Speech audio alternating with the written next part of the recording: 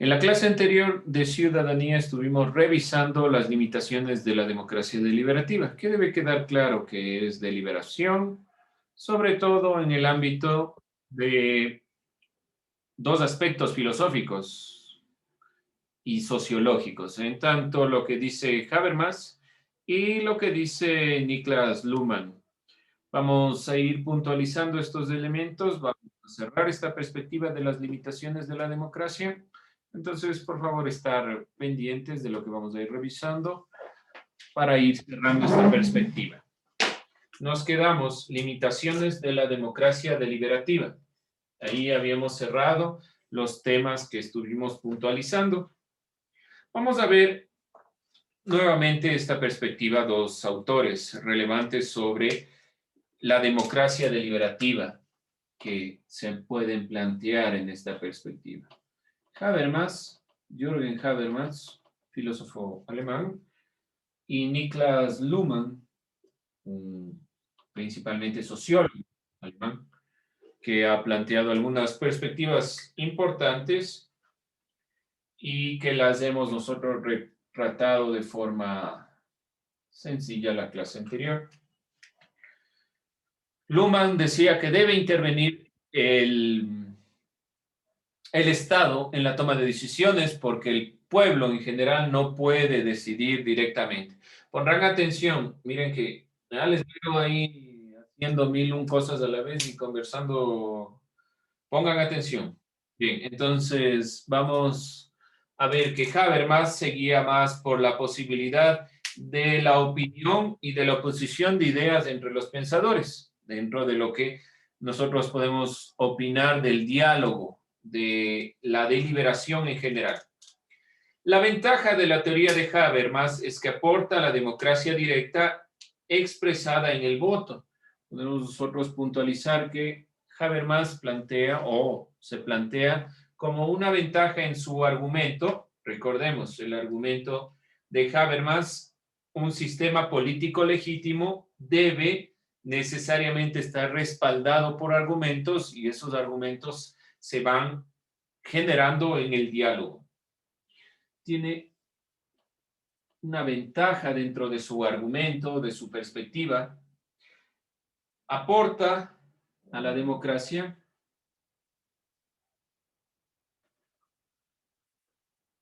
que se expresa a través del voto.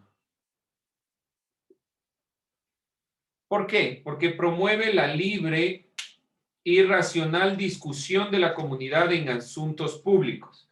Directamente podemos decirlo así. ¿Por qué aporta a la democracia el argumento de Habermas? Voy otra vez a poner aquí por si acaso, no se olviden que decíamos que es sobre el ámbito deliberativo, deliberación, el que está directamente hablando Habermas, el punto del diálogo como el motor principal y detrás del diálogo la argumentación. Dentro de esta perspectiva, es una ventaja esta visión de Habermas, es una ventaja porque en la democracia que se expresa a través del voto, se promueve la libre y racional discusión de la comunidad en asuntos públicos, directamente gracias a la participación del pueblo. Esta es la gran ventaja que tiene el argumento de Habermas, que en la democracia se introduce la participación del pueblo y no solo el voto. Entonces se habla de que una democracia de deliberación y toma de decisiones, donde se privilegian la argumentación, el intercambio de información, la crítica y la propuesta de los participantes, es el motor principal del cual debe irse fomentando la democracia. La democracia como tal debe generar participación en el pueblo, pero una participación argumentada, que tenga una argumentación, que tenga un criterio, que tenga un sentido.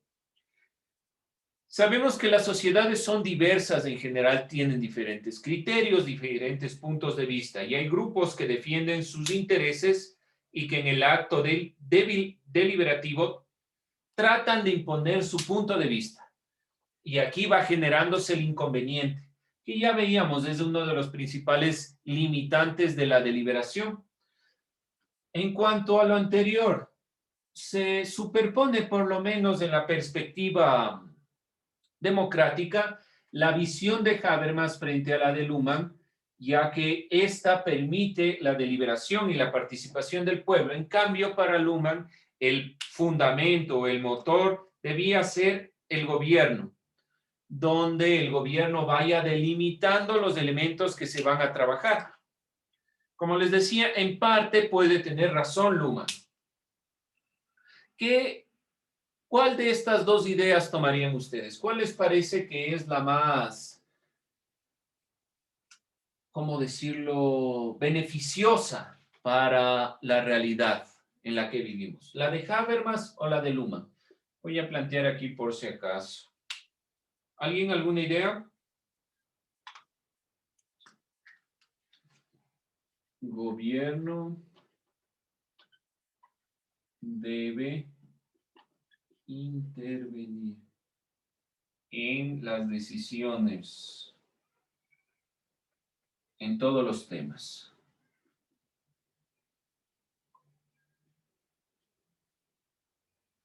Todos los temas de diálogo, ¿sí?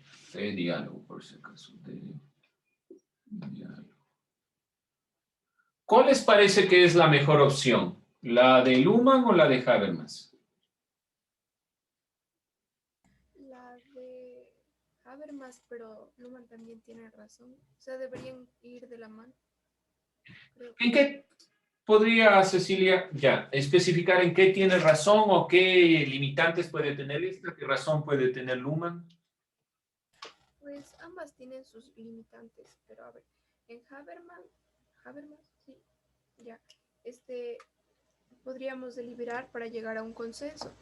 Y en Luhmann, el Estado intervendría en los temas de diálogo, o sea, sería como nosotros, el pueblo, este, propondríamos, llegaríamos a un consenso y dejaríamos en las manos del gobierno.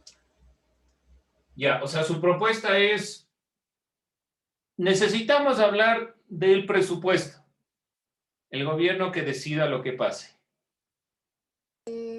No, o sea, llegar a un consenso como qué vamos a hacer con el presupuesto de ambas partes y eso dale al gobierno que es el que gobierna, ¿no? Dale al gobierno que gobierne.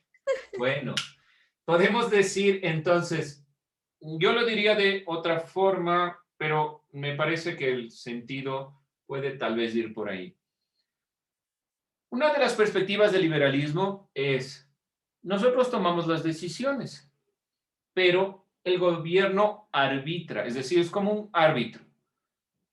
No, usted no se va a pelear con la otra persona, sino que debe llegar a consensos. Y el momento que lleguemos a los consensos, aplicaremos dentro del gobierno las necesidades que sean las mejores dentro de ese consenso. Por ahí podemos decir que sí. De todos modos, hay momentos en el que el gobierno debe tomar o intervenir, porque necesariamente hay puntos, y justamente esa es una de las limitaciones de la democracia deliberativa, que hay grupos que son muy extremos en sus opiniones y que no van a permitir el diálogo tan abierto como nosotros pensaríamos que debería ser. Creo yo que dentro del proceso electoral en el que hemos estado y hemos estado llevando a cabo, se ha visto un poco de esto. Vamos al diálogo, pero como no me hicieron caso o no le hicieron caso a la otra parte, entonces no, ahí queda y vamos a la lucha social, a la demanda, o qué sé yo, lo que ustedes quieran. Hemos visto este proceso en mi forma de pensar en muchos casos, pero se está volviendo a dar. Entonces debe intervenir en cierta forma el Estado para que esta deliberación realmente llegue a su objetivo, que es tomar resoluciones. no estar del lado de un punto o de otro punto de vista, sino en beneficio de toda la sociedad, que es el objetivo por el cual trabajamos en este ámbito de la democracia. El objetivo de la deliberación es lograr una participación amplia y obviamente llegar a consensos. Vamos a plantearlo de esta manera. Deliberación, su objetivo directamente es lograr la participación en una primera instancia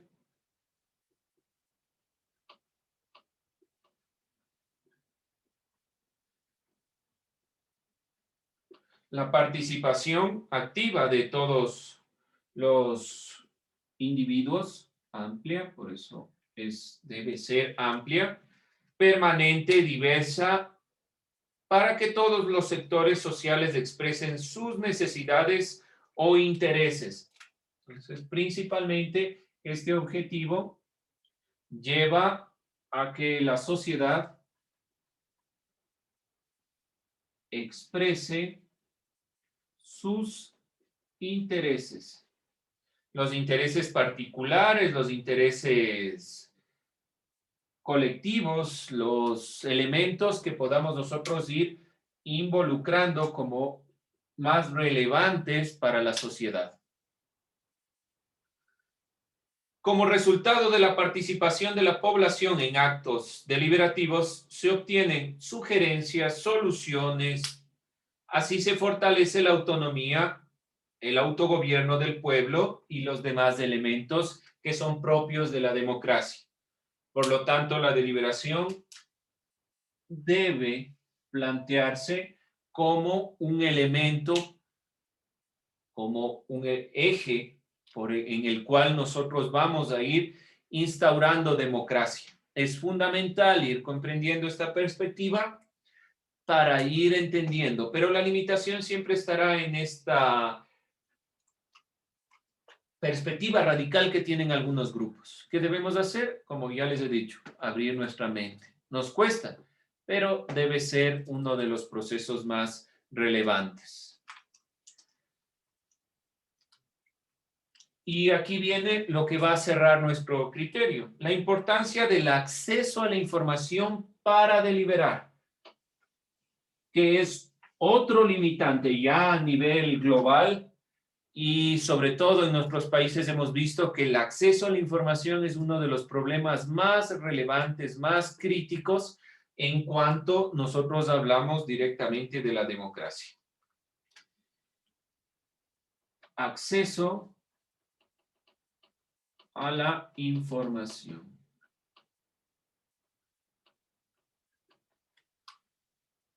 Para lograr una democracia de esta manera deliberativa, el acceso a la deliberación debe ser equitativo, sin ninguna discriminación. Primer punto que debemos nosotros llevar a cabo si hablamos de acceso a información y a la posibilidad también de deliberación.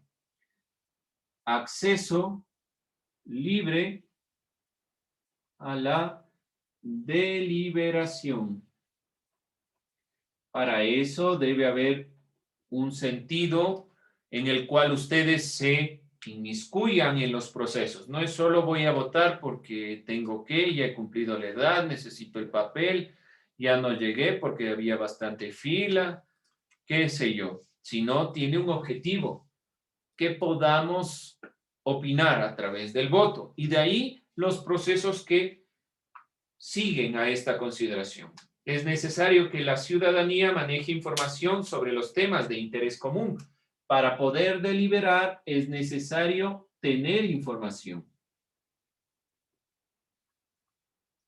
Y acceder a esta información de forma fiable. Tener una información que sea verificada. Y si hablamos de información, hablamos principalmente de información de interés común.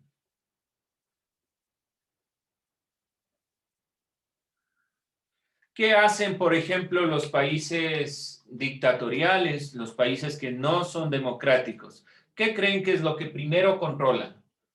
Por ejemplo, los nazis, por ejemplo, otros procesos de países o de situaciones donde se han dado dictaduras muy fuertes. ¿Qué es lo primero que controlan? ¿Qué creen ustedes que controlan primero? La información. El acceso a la información. El acceso a la información. Lo que hacen, por ejemplo, hicieron los nazis, quemar libros, que la radio y la televisión en cada uno de los procesos dictatoriales que se ven después, o la radio en el proceso de los nazis, por ejemplo, la prensa escrita, tenga solo una dirección, solo la que el gobierno quiere. Ese acceso a la información no es de interés común, es lo que el gobierno nos está planteando como lo importante. Por lo tanto, no hay realmente un acceso libre. Simplemente estamos escuchando y viendo lo que quieren que se determine. Por lo tanto, la democracia debe estar ligada a este acceso a la información libre y amplia de todos los actores. La población supera sus intereses particulares y apuesta por intereses colectivos. Este interés común debe estar guiado por la superación de intereses particulares.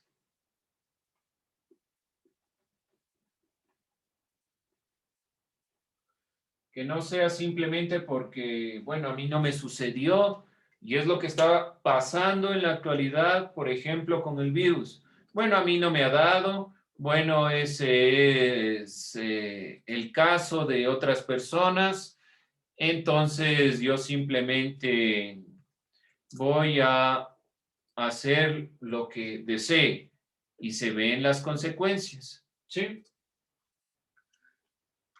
La falta de acceso a la información genera desinterés de la población de participar. Produce una cultura pasiva, sumisión, desvalorización y demás elementos. Como no tengo los datos, entonces, ¿qué voy a hacer? Y a veces creo yo que la sobrecarga de información va por lo mismo, ¿sí? Por la misma perspectiva. Los espacios de deliberación son asambleas populares, foros, reuniones sociales, comunitarias, talleres, cursos, entre otras perspectivas. Entonces, superando esta perspectiva y hablando del común, podemos nosotros hablar que este acceso a la información también nos lleva a la deliberación y dentro de la deliberación en sí misma podemos ya hablar de espacios. Espacios deliberativos. Danae. Bien, vamos a continuar con esta perspectiva. Ya cerrando esta visión, las limitaciones de la democracia deliberativa. Primero, si no existe acceso a la información, no podemos deliberar, no podemos tener argumentos para opinar. Segunda consideración, la diversidad de opiniones que son muy radicales también impiden la posibilidad de deliberación y llegar a consensos. Dos autores hemos nombrado como los más relevantes en esta perspectiva de lo que se puede hacer, pero Habermas siempre está dentro del diálogo como el motor fundamental. Dentro de la toma de decisiones, para tomar decisiones debemos tener argumentos que sustenten esa toma de decisiones. Así que el objetivo final es ir delimitando qué podemos o no tener para llegar a esta consideración. Vamos a ir cerrando esta perspectiva. Ya entraremos, como les decía, en el ámbito de la plurinacionalidad como una perspectiva de nuestro país, como una visión de nuestro país principalmente, de tener diferentes puntos de vista, diferentes nacionalidades, diferentes pueblos, diferentes criterios. Bien, vamos a contestar una última pregunta. Con eso nosotros cerramos ya esta visión de la deliberación. Y con esto podemos nosotros ir concluyendo los dos ámbitos. Ya definitivamente es importante delimitar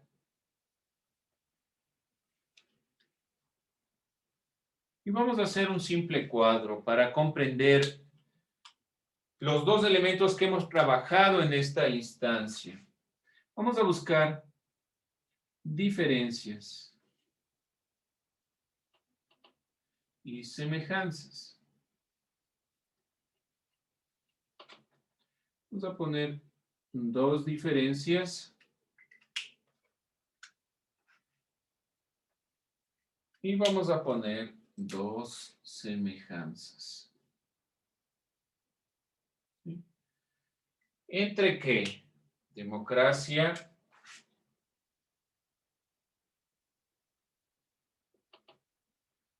representativa y democracia deliberativa. Así, primero vamos a entender cómo se pueden complementar, cuáles pueden ser los elementos dispares. Dentro de esta misma perspectiva van a estar las limitaciones dentro de los elementos que podemos poner como democracia representativa o democracia deliberativa. Se van a hacer evidentes las limitaciones que pueden estar internas y cómo cada una puede irse complementando. Y posteriormente pensar a la democracia deliberativa como una democracia que sustituya en parte a esta representatividad que era solo representatividad. ¿Sí? ¿Dudas, preguntas, inquietudes? Listo, chicos. Con eso vamos a hacer.